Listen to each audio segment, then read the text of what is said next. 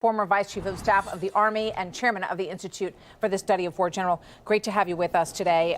That reporting was discussion of, we know part of these defense packages will include, as we heard from the foreign minister in Germany, long-range missiles, which would obviously be able to reach places like Moscow. And the president, deflected that conversation, or his press secretary deflected that conversation about whether he was asking Zelensky if he would use those long-range missiles to reach Moscow. What do you make of this conversation, this back and forth, General?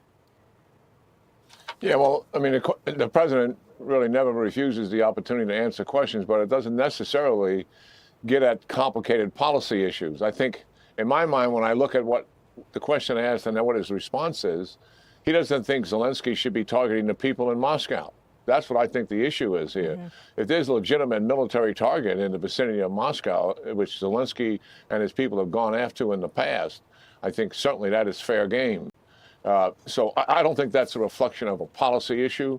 It's just the president trying to interpret a question and answer it to the best of his ability. Look, at every weapon that we have given Ukraine and every weapon that the Europeans have given them, they're all used to defend themselves against an invasion force. I mean, they have U.S. F-16 aircraft there. There's actually retired F-16 pilots flying some of those airplanes, Americans. That could obviously be considered an offensive weapon.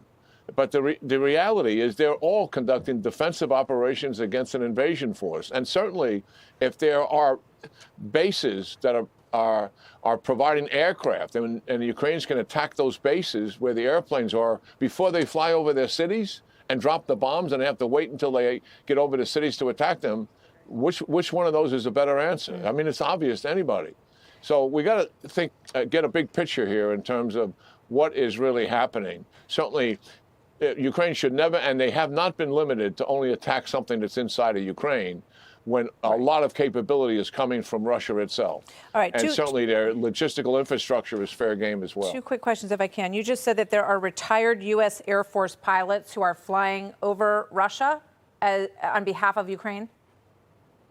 No, they're flying F-16s in Ukraine on behalf of Ukraine. I don't know if they go outside of Ukraine or not. I think the reason why they wanted the F-16s primarily because it's a good aircraft that provides good air defense, and the electronic means that it has is very sophisticated. So, yeah, they're part of the defensive structure protecting the people and the troops in Ukraine. All right. In terms of these drone attacks on Ukraine and how Ukraine can defend themselves against these, it's my understanding that the latest generation of Russian drones has the ability to be undetected over Ukraine.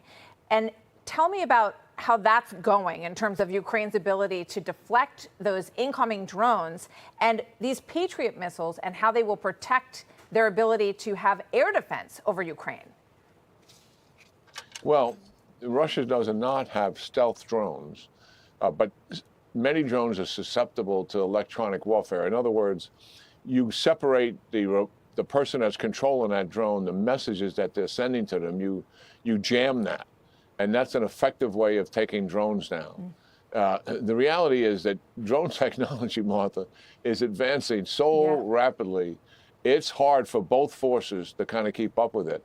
You know, as an example, on the front lines, if you're a soldier, you can be seen, you can be killed. If you're a tank, same thing. Artillery piece, same thing. Command and control.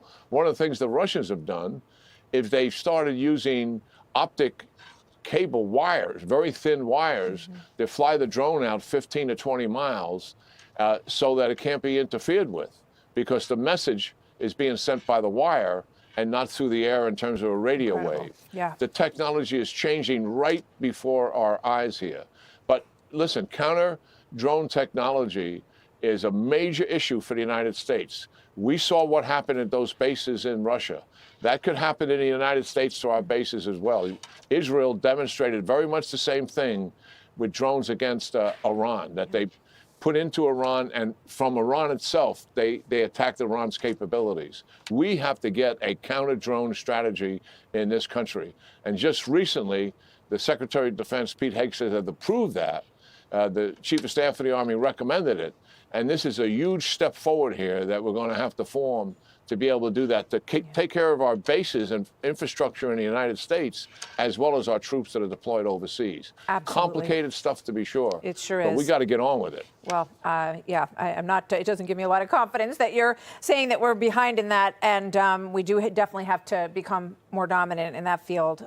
We'll take your word for it on that, General. Thank you very much. Hey, Sean Hannity here. Hey, click here to subscribe to Fox News YouTube page.